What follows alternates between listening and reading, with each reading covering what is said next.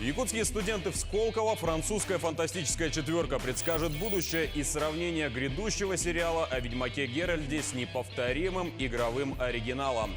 В эфире программа о технологиях, инновациях и том, что изменит нашу жизнь в обозримом будущем. Это новости IT. Поехали! В прошлом выпуске мы довольно подробно рассказали о том, что думает руководитель по исследованию искусственного интеллекта Facebook о самообучаемости этого самого интеллекта.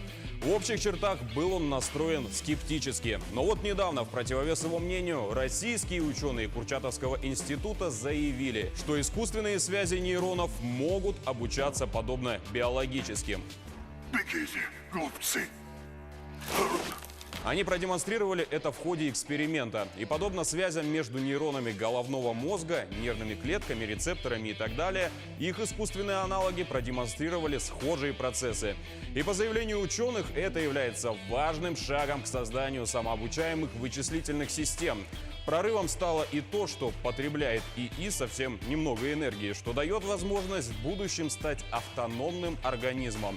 Тем самым создание молекулярных компьютеров видится не в таком уж и далеком будущем. Но российские роботы уже обрели способность мыслить. Да не просто мыслить, а выражать гражданскую позицию. Антропоморфный робот прибыл на Байконур, чтобы во второй половине августа улететь на МКС. Но тут произошла неувязочка. Отправляли его на космическую базу под именем Федор. А на Байконур он прибыл уже как Skybot F850. Пользователи Twitter не растерялись и напрямую задали вопрос главе Роскосмоса Дмитрию Рогозину. К слову, Федором умную машину он сам и прозвал еще во времена, когда занимал пост вице-премьера. На что Рогозин лаконично ответил, что о смене имени робот попросил сам. Вот это да! Насколько история правдива, знает, наверное, только сам Дмитрий Олегович. Но хайп в интернетах инцидент поднял немалый. Особо забавными вышли мемы, где в 2019-м робот просит переименовать его в Skyбота, а в 2020-м уже подчиниться Скайнету. Шутка ли, но F850 в миру Федор завел даже свой аккаунт в Twitter. Несмотря на выбранное буржуйское имя, подписан он только на аккаунт отечественного Роскосмоса. А мы, в свою очередь, подпишемся на него и будем следить за тем, что еще выкинет российский андроид. Искусственный интеллект на днях обсудили и в Сколково. Участие в полемике принял и наш Северо-Восточный государственный университет. Он стал одним из 100 вузов страны, которые вошли в сетевой проект в области искусственного интеллекта. Работать будут по 7 направлениям и, что важно, участники смогут использовать технологии ИИ в образовательной деятельности. По заявлению создателей и организаторов, проект стал самым масштабным в мире из сетевых образовательных, которые есть на данный момент. И о том, как все это будет выглядеть на практике, узнаем у нашего корреспондента Максима Кардозу. Он прибыл на поля форума «Остров-1022» и разведал, как среди лучших умов со всей России чувствовали себя наши якутские студенты. 12 дней полного погружения в цифровую среду, 100 команд лучших вузов нашей страны во время образовательного интенсива «Остров-1022» учились внедрять современные технологии в процесс обучения. 1500 участников из 72 регионов приехали в Москву, чтобы узнать, как сделать свой вуз инновационным. Якутию на этом форуме представили преподаватели и студенты Северо-Восточного федерального университета. Здесь они защищали проект развития вуза на несколько лет вперед. Мы подготовили проект цифровой трансформации нашего университета. Это переход не просто с онлайн-курсом, полностью переход в образовательной деятельности в цифровую сферу. Это в будущем, может быть, к 2025 году будет индивидуальная образовательная траектория каждого студента. Это вообще цифровизация многих процессов управления нашим университетом. Еще в планах нашего университета развитие студенческого цифрового движения, а также реализация IT-стартапов на базе вуза, чтобы у молодых людей была возможность зарабатывать на своих идеях еще в стенах Альма-Матер. Я себе выбрала направление технологическое предпринимательство, потому что я в университете являюсь лидером именно в IT-направлении среди студентов. И хотела бы, чтобы у нас развилось не просто предпринимательство, а технологическое предпринимательство. Образовательный интенсив – это не только бесконечный поток лекций. Форум, в первую очередь, это площадка для общения, где участники могли обменяться опытом не только с коллегами, но и с министрами, ведущими бизнесменами, известными учеными. Двигаемся дальше. Ростех на днях заявил, что в обозримом будущем нас ждет Wi-Fi, который будут раздавать из-под земли.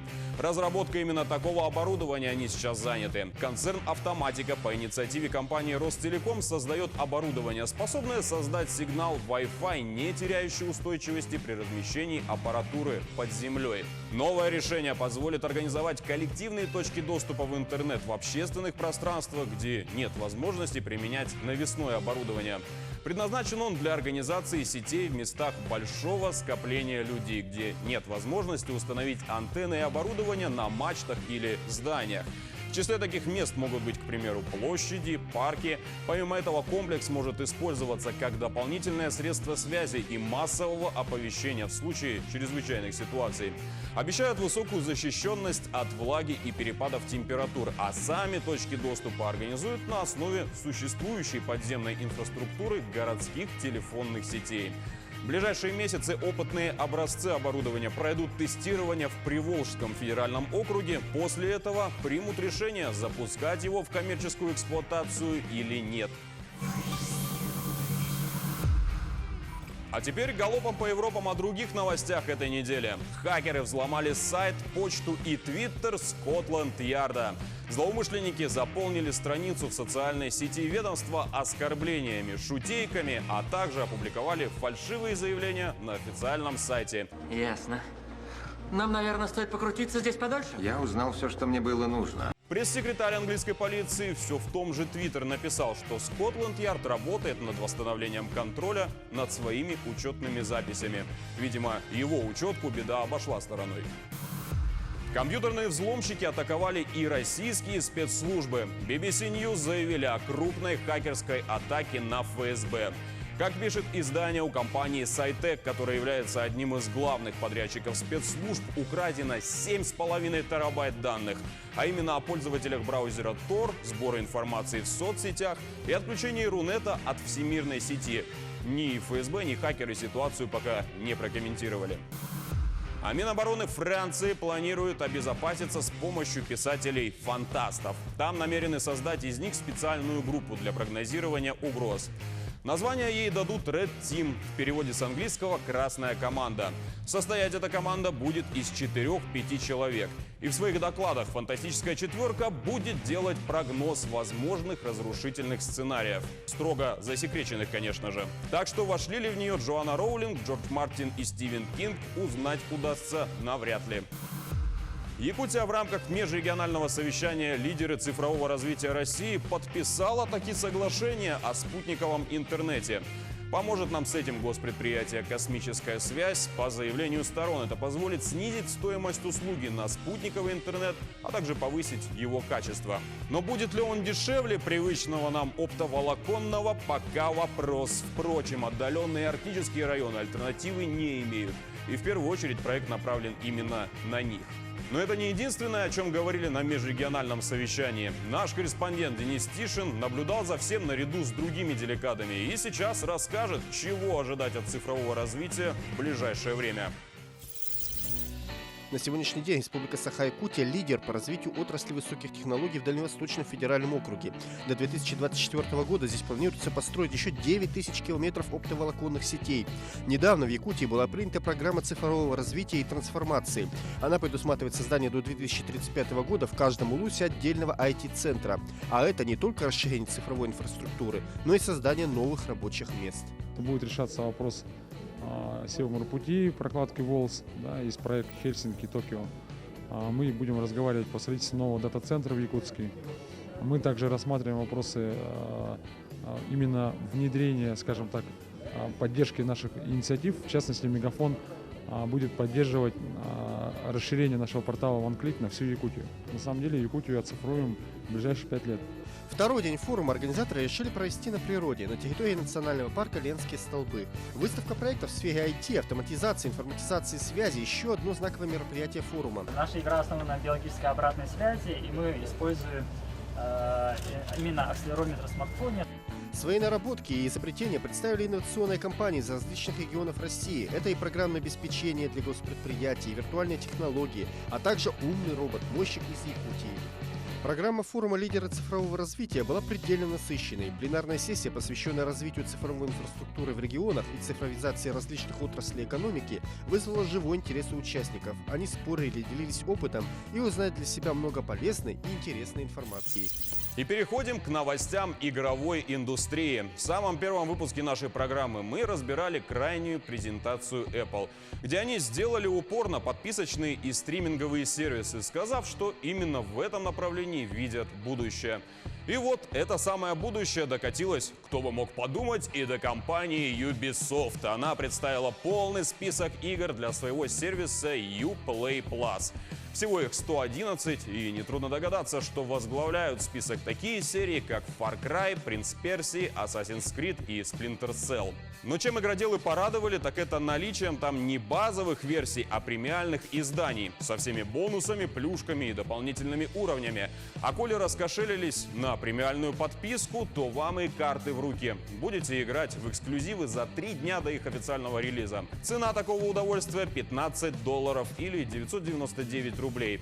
Но прежде чем сделать выбор между владением игрой, купив ее, и взятием в аренду путем оформления подписки, хорошенько взвесьте все за и против. Хотя, с учетом того, в каком направлении движется индустрия, выбора скоро и не останется.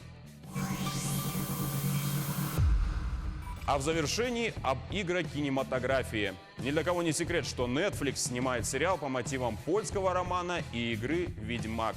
И вот третьего дня на просторах интернета появился первый официальный тизер сия шедевра. Ролик длится всего 2 минуты, за которые можно лицезреть до боли знакомых персонажей, в том числе Ведьмака Геральда, чародейку Йеннифер и княжну Цириллу.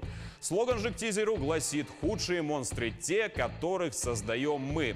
Из увиденного вывод напрашивается, что исполнитель главной роли Генри Кавилл, он же Супермен во вселенной DC, к первоисточникам не обращался. Актер раскачался аки Арнольд для фильма «Конан», и впечатление производит не человека, который вечно кочует по польским лесам в поисках заказов на убийство монстров, а проводит время в зале с зажимом и поеданием протеина. Второе, что вызывает недоумение, это взгляд и мимика персонажа. Ну ты видел? Видишь не лишенного чувств и циничного Геральда, а разве что сумеречного Роберта Паттинсона. Так ли все ужасно, как на первый взгляд, то узнаем в начале зимы. Точной даты релиза нет, но инсайды говорят, что премьера состоится либо в последних числах ноября, либо в декабре этого года. Ну а на сегодня все. Повтор программы вы найдете на YouTube-канале Якутия24, а также в Instagram-аккаунте yak24.ru. Увидимся ровно через неделю. Всего доброго.